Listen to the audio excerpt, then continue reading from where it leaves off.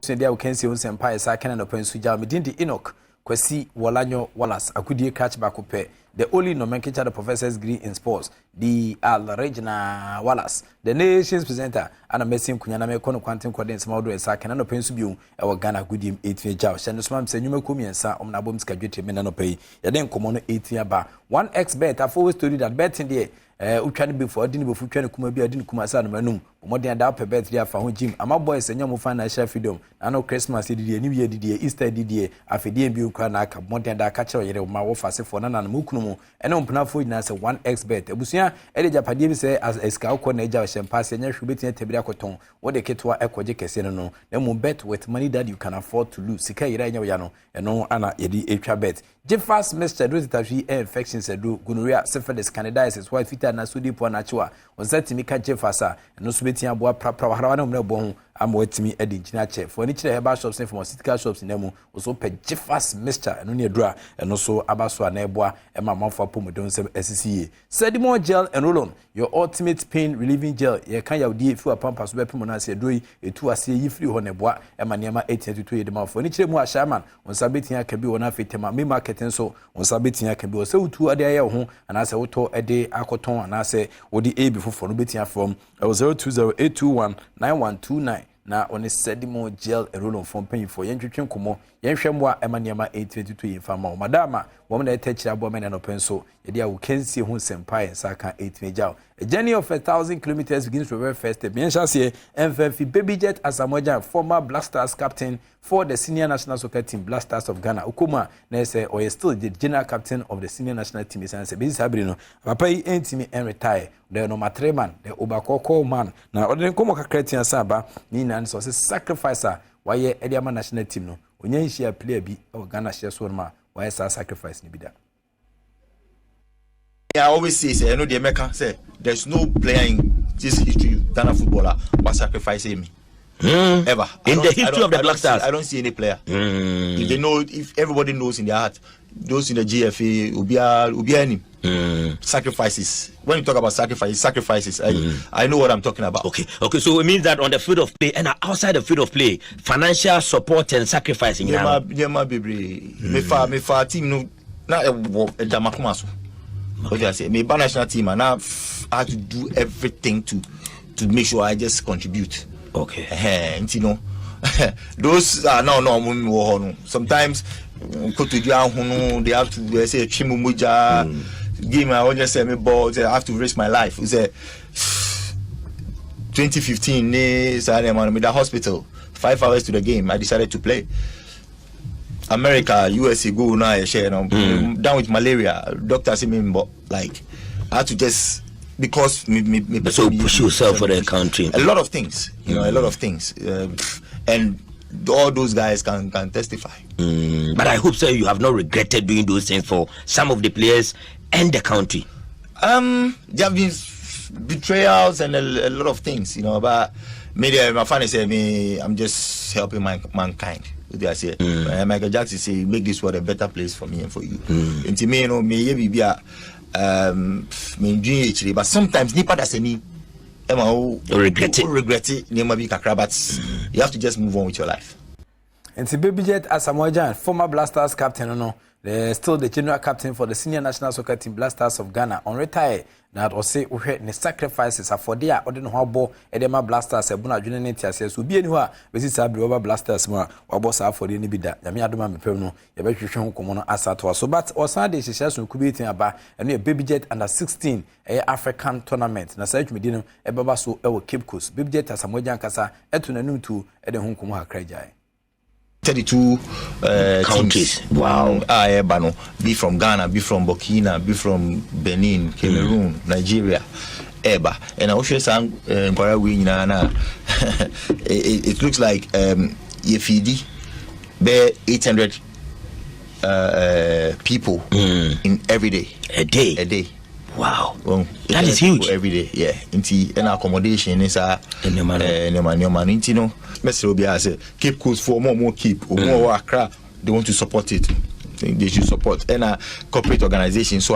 they want to come on board. And so they are welcome. Medagana food now say for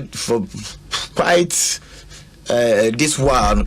be na me ba you know they've showed no show love all those social media they training mu for only to be creative thing we or the video account negative stuff, but I feel say the energy has been so far so good, very on the streets maybe I'm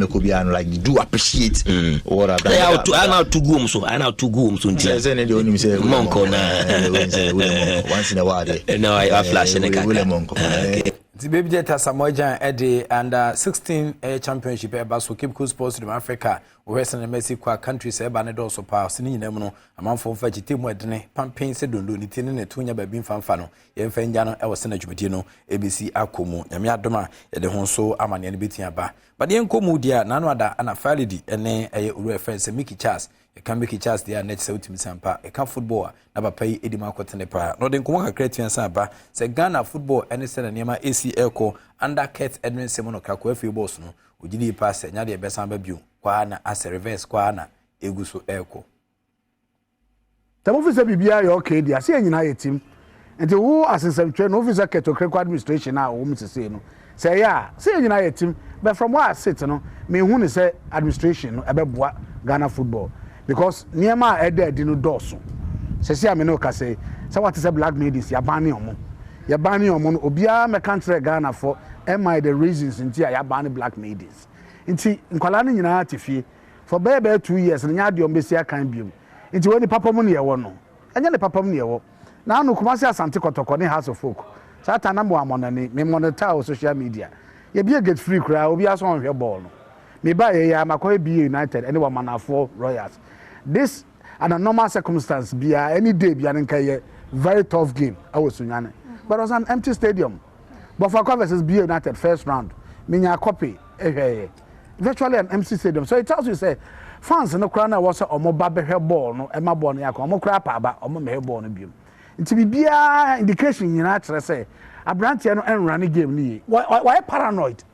they say why paranoid onim ne o yesese e no nam bia no hwe na beti asa obi tata no asa obi peso yimi fi akunya no so nti de bia o na manana adwi man ne kesene na but ontimi nka busua no mbom ene was the last time I would panyefo an edi Ghana football uti bi no monka ofra Alhaji Raji a o se o mi wo ba bi o ofra Nana Benyi o se ofra Kujo Fiano even though I ga ka chairman no say no relax kakra do no relax but you need some brains nyina because say nyasa wo hoyi eni ba ku 14 onko nti Mickey Charles ana tene nka no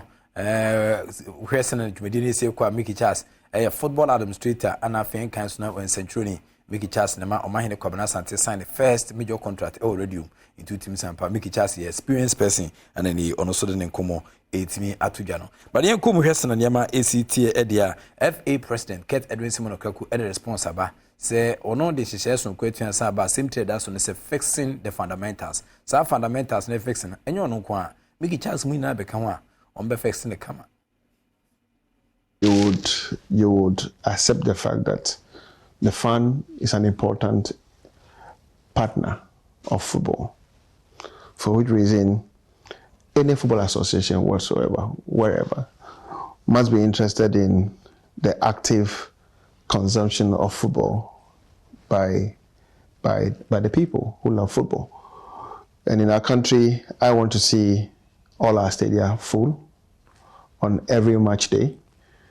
And I would want to believe that every club owner in the country also wants same to happen. That's why it's so important for our clubs to engage in a lot of fan-related activities, to ensure that they keep the fans with them, to ensure that they reawaken the passive fans, and to ensure that the very active ones are also kept alive. But in saying this, it's also important for the Football Association to also roll out strategies that will also ensure that the fan is interested in domestic football. And I think that in the last few weeks, your Football Association, our Football Association, has been quite proactive in our own way in getting fans much closer to the sport. I know that we still have a lot more work to do, but collectively, we all have a role to nti Kurt Edwin Simon Okaku Ghana Football Association president na tene ka say ono so any Juliet Bewa Super Sports in Century ehwehwe komo na other response etia ba say football no of fixing the fundamentals to be able can we betia boa emaniema etia koyi ediamom na ye komu bi former player for Kumasi Asanroko, former captain for National Under 23 the Black Meteors Yusuf Al-Hassan Chipsa na papa so den komo hakra ba ni na so se Kumasi Asanroko bubuko no atesa manfo keka mo nsem bi se na ne aw amponsan ke mo ne na situ se pe nya ne kwan emfamfi bubuko bi se wontra na ono so de na dwenche kakra eja e wo sanhye no na jumadi obedi ye no e wo se assessment ebam mpinfortna se na omo hwe emre a obefa team no baby na team no ejina ene baby team no ejina I mean across board economics wise and then sporting wise and so no na yen hwe na yen omo assess no ene be mfi se ene ebe fair se all to aso na se onko because okasa onko wa bre a unhu adwuma wa ya you've not been fair to him sans no okasa won to aso na unhu adwuma wa ya you've not been fair to him medium fi se mpanyefo nhwe na nhwe adwuma a oba be ye oba ye de wa ye de amatim no body team na kwa koduro na se e wo so to aso a ma no to aso because continuity so eboa de bia no science ba nbako no ba afi no so ba be hye ni de ase na da kopim baabi na so free wa na obi nso aba afi no so ba hye ase nti use enya management bia na say board plus management or say whatever executive chairman whatever it is no ye more long period no mo twen fanya adwuma 3 years there a medium term no nshada enye open long term it's 5 years and above. To Yusuf Al-Hassan Chipsa and Alternate Council no so de komo agent a former Kumasi Asan Tekotoko player na ono anana obobono na ogusu Eco School of Prempeh College into we your accountant Sweden and okobo nebo a hwese ne mesi koso nyema oyenya asem keto akra papa yi at transfer most of the Ghanaian players some excel our domestic league nim Adom kwaburuchire a wo egusu ensia kan ho na if you offer ni kire Accra House of Folk so akachi a ene league no uko table no so a ase omobubo so 1 point different 2 point gaps and the dem sa antino se obi di nkuni pe na pagya na okosoro na ohwe Accra House of Folk dia yakoba ne se omo last game a omo ene brekum Chelsea between the 10 times no se koba se has entweni nkunim dia na se has e relegation eno no na saa kensi mu ana hwe mo 7 matches amabo and a row dia na se coach Marvin Dixon David Oklu about 7 matches ni mu 9 pe mu 9 de ni na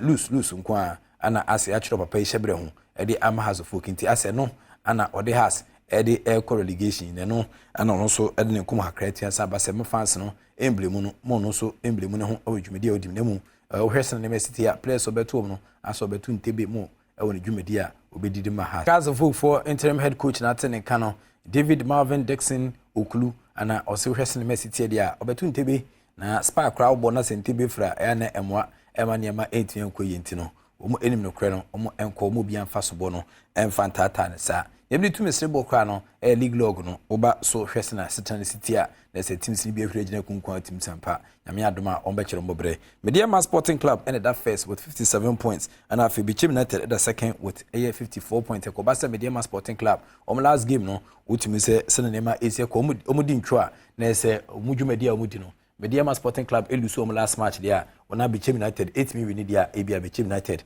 and afi oba beji league na Media on the but Media 57 points Bichim United at second with 44 points Edwina Stars at third with 52 points Kotoko at fourth with 51 points na afi Bibi any Gold Stars abeda fifth position ewo Media omudimo so omoso ewo 48 points Dreams Football Club that sits with 47 points afi Brekum Chelsea at 7 with 46 points Samates at 8 with 46 points Youth Tamale United at 9th with 46 points and afi Instrataman at 10th with 46 points 45 and Accra House of Folk on the 11th position House of Folk bubuko no so 11 11th October 1911 11 Pepe Nomoda with 40 5.12 Karela Football Club or 44 points Accra Lions and Kranjata or the 13th with 44 points Lagos City at the 14th and so with 43 points now for Tamale City, and so at that a 15 position with 42 points. Teams are say ne League next year relegation. Great Olympics count with 42 points. Kim Faisa Alhaji Abdul Karim Gusa say shala nyame tumi ti ba bia wakoda die nyame tumi piano e dia chefema or that 17th with 39 points. Na afin so Kotokuru has womo anawe krom de omoko na so omo finish hard. Omo da 18th with just 26 points. We AS na league log no AC Echo and yede hu komo kakra so etwen say Giants be bia obi a screen e dia obetimi screenshot to na odi ahye obotom nyame adoma ye bo last game ni bia obi hu se na niam AC akosi e wotwebedi a yede ebrew na no pay mu within the Prof Ike wala sagudi catch back up na mjire mu and of course evidence based presentation itimi jawo chenosoma say je fast mixture omo de dro no ana etachire boa ema yede dwumedi ba na fe 1xbet betting de ne hian se otwa ne befu obedi ne befu uhwese na Mexico so twa ne kuma bia obedi ne kuma sano manum Sedimo gel and roll on your ultimate pain relieving gel for a pampas be pimo na ase de woka osaka product bia ebeboa amaniama etia tutu de ma o madama wo mo na tachiri bo me na no penso e dia wo kense wo sempan saka etimi jao within the Enoch Kwesi Walanyo wala sagudi catch back open am of course evidence based presentation etimi jao erade entene ni ma onyo kese nfe bi ne da so ni no fa nko be bi ne da so the act of being a good guest is to not to say goodbye.